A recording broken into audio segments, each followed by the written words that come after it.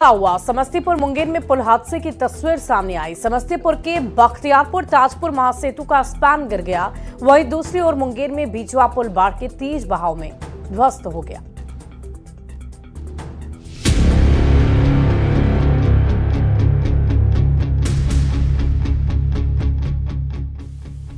एक दिन दो पुल ध्वस्त। बिहार एक बार फिर पुल गिरने को लेकर चर्चा में है। एक घटना समस्तीपुर में हुई तो दूसरी मुंगेर में। समस्तीपुर में बख्तियारपुर ताजपुर महासेतु का स्पैन गिर गया। घटना नंदनी लगुनिया रेलवे स्टेशन के पास की है। गंगा महासेतु का स्पैन अचानक गिर गया। वहीं मुंगेर के बरियारपुर प्रखंड का बिचवा पुल पानी का तेज बहाव नहीं झेल पाया और पूरी तरह ध्वस्त हो गया, जिससे कई पंचायत के लोगों का सीधा संपर्क गोगरी से पूरी तरह भंग हो गया है और करीब 80,000 से ज्यादा आबादी प्रभावित हुई है। आखिर ये कैसा निर्माण करा रहे हैं नीतीश जी और बीजेपी वाले? ये मुझे लगता है 16-17वां पुल गिरा है। इधर पुल गिरा, उधर सियासत शुरू हुई। आरजेडी नेता तेजस्वी यादव ने सोशल मीडिया साइट एक्स पर पोस्ट करने में तनिक भी देरी नहीं की। तेजस्वी ने लिखा, 1603 करोड़ की लागत से निर्माणाधीन समस्तीपुर बख्तियारपुर ताजपुर गंगा महासेतु के संपर्क पथ का पुल भरभरा कर गिर गया। एक सप्ताह पूर्व करोड़ों की लागत से जमुई के बरनार नदी पर बना पुल भी धंस गया था, जबकि उसका कुछ दिन पूर्व ही सीएम ने कथित निरीक्षण किया था। 20 वर्षों की एनडीए सरकार की बुनियादी कमीशनखोरी, रिश्वतखोरी, संस्थागत भ्रष्टाचार, वित्तीय अनियमितता, अवैध वसूली और अपराधी व अधिकारियों की संगठित लूट पर टिकी है। क्या प्रधानमंत्री मोदी जी बताएंगे कि बिहार में निरंतर पुलों का गिरना भ्रष्टाचारी संयोग है या प्रयोग? तेजस्वी के वार पर एनडीए की ओर से तुरंत पलटवार हुआ। एनडीए नेताओं के बयान भी सुनाएंगे, लेकिन पहले बिहार स्टेट रोड डेवलपमेंट के प्रबंध निदेशक शीर्षत कपिल का बयान सुन लीजिए, जो घटना के बाद उस जगह पहुंचे थे जहां समस्तीपुर के बख्तियारपुर ताजपुर महासेतु का स्पैन गिरा था। इसका बियरिंग जो है काफी पुराना हो गया था। बियरिंग मतलब जिसके ऊपर जो है गर्डर या बीम जो हमारे रखते हैं, तो उस गर्डर रिप्लेसमेंट की ये काम चल रहा था और ये बेयरिंग रिप्लेसमेंट का काम चल रहा था। तो उस काम जो चल रहा था उसी क्रम में जो है तो एक बीम जो है उतारते वक्त जो है यहाँ पे जो है थोड़ा सा सेफ्टी नॉर्म नहीं फॉलो हुआ था। तेजस्वी यादव को जवाब जेडीयू प्रवक्ता नीरज कुमार ने भी दिया, वो भी जरा सुन लीजिए। स्पैन कहाँ गिरा? जिनके पास प्रमाण है जरा बताएं। स्पैन जब कास्ट ही नहीं हुआ तो आखिर स्पैन गिर कैसे जाएगा? वो बीम था, 6 वर्ष पहले का बीम था। बीम में जंग लग गया था, उसको बदलने की कार्रवाई की जा रही है और बीम को उठाना पड़ता है। हालांकि डिप्टी सीएम विजय कुमार सिन्हा ने कहा कि हर एंगल से समीक्षा हो रही है। अगर किसी की गलती साबित हुई तो कार्रवाई जरूर होगी। ठेकेदार का, उस एजेंसी का बख्शे नहीं जाएंगे, कार्रवाई होगी। दोनों ही घटना के बीच वजह क्या है, ये तो जांच के बाद ही पता चलेगा। वैसे पिछले 1-2 साल के अंदर बिहार में पुल गिरने की कई घटनाएं हो चुकी हैं, जिस पर सियासत भी खूब होती रही है। न्यूज़ 18 के लिए समस्तीपुर से मुकेश सिन्हा, मुंगेर से अरुण और लखीसराय से राकेश के साथ ब्यूरो रिपोर्ट। और 2022 से अब तक कितने पुल गिरे हैं, आइए कुछ बड़ी घटनाओं को जानते हैं और याद करते हैं। साल 18 जून 2024 की ये घटना है, जब अररिया बकरा नदी पर पुल गिर गया था। वहीं 4 जून 2023 सुल्तानगंज में निर्माणाधीन पुल का पिलर 10, 11 और 12 गिरा था। तो देखिए, 4 जून 2023 को सुल्तानगंज में घटना घटी थी, जब निर्माणाधीन पुल का पिलर गिर गया था। 10, 11 और 12 संख्या पिलर जो है वो धराशायी हो गया। 19 मार्च को अगर हम याद करें 2023, यानी कि ठीक 1 साल पहले सारण में जर्जर पुल ध्वस्त हो गया। इसके अलावा 19 फरवरी 2023 में ही, यानी कि मार्च महीने से पहले फरवरी महीने में ही बेहटा में सरमेरा में 4 लेन पुल गिर गया।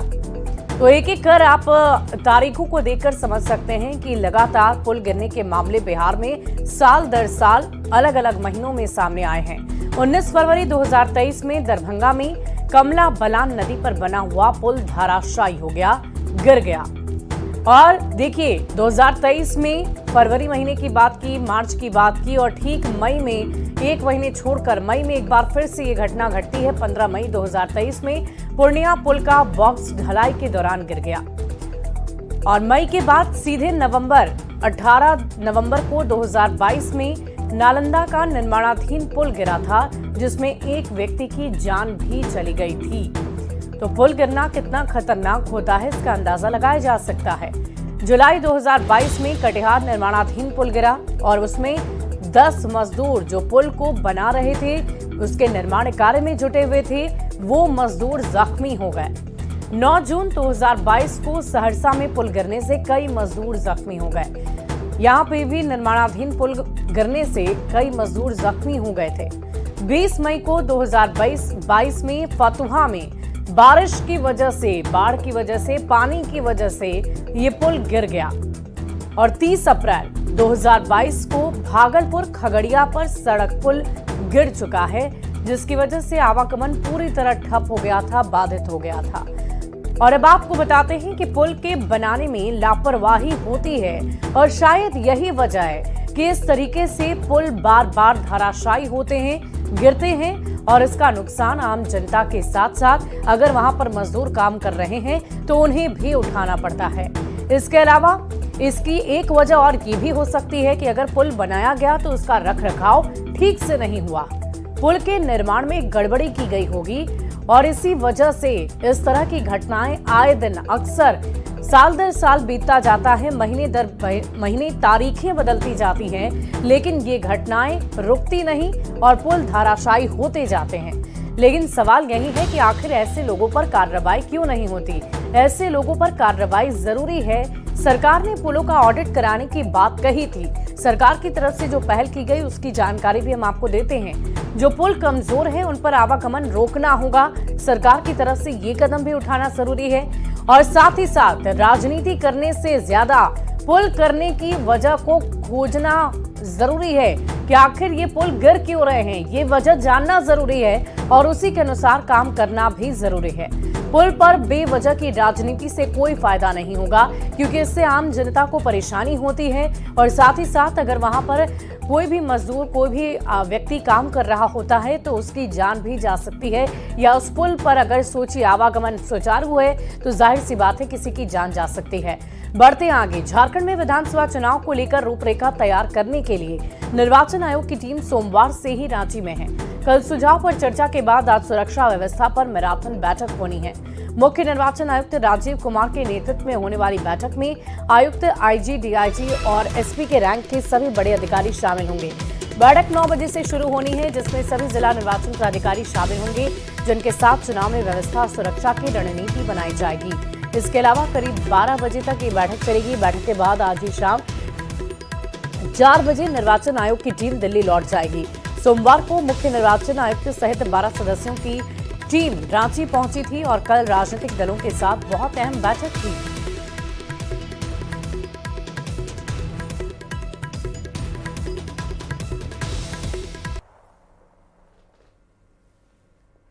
तो ये तस्वीरें हम आपको दिखा रहे हैं बैठक की। और देखिए, झारखंड में कुछ ही दिन में विधानसभा के चुनाव होने हैं और उस विधानसभा चुनाव को लेकर मंथन अभी से ही जारी है।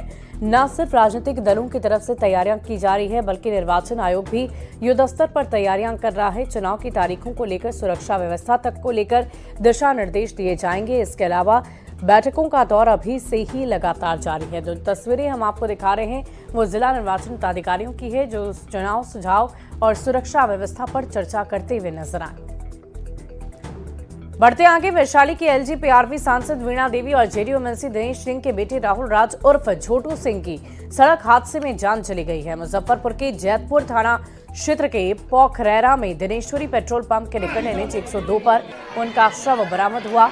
आशंका जताई जा रही है कि किसी अज्ञात वाहन ने उनकी बुलेट में ठोकर मार दी, जिससे घटनास्थल पर छोटू सिंह की मौत हो गई। मृतक छोटू सिंह की पत्नी निरुपमा सिंह मुजफ्फरपुर जिला परिषद की उपाध्यक्ष है। छोटू सिंह का शव मुजफ्फरपुर आवास के बाद गांव ले जाया गया। इस दौरान एमएलसी दिनेश सिंह के भी आंसू छलक उठे। सांसद वीणा देवी का भी रो रो कर बुरा हाल है। पत्नी निरुपमा सिंह तो बार बार बेहोश हो रही। शव पहुंचने के बाद घर पर भी हजारों की संख्या में लोगों की भीड़ आ गई।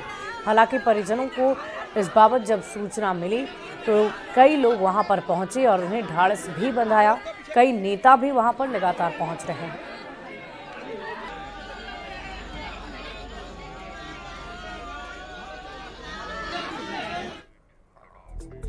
और वैशाली सांसद वीणा देवी के बेटे की मौत पर केंद्रीय खाद्य एवं प्रसंस्करण मंत्री एलजेपीआरवी के अध्यक्ष चिराग पासवान ने दुख जताया है। सोशल मीडिया साइट एक्स पर चिराग पासवान ने लिखा कि वैशाली लोकसभा क्षेत्र से माननीय सांसद वीणा देवी जी के सुपुत्र के आकस्मिक निधन की खबर सुनकर स्तब्ध हूं। शोकाकुल परिजनों के प्रति मैं गहरी संवेदना व्यक्त करता हूं। साथ ही ईश्वर से प्रार्थना करता हूं कि दिवंगत आत्मा को अपने श्री चरणों में उच्च स्थान दे और दुख की इस घड़ी में शोक संतप्त परिजनों को धैर्य प्रदान करे।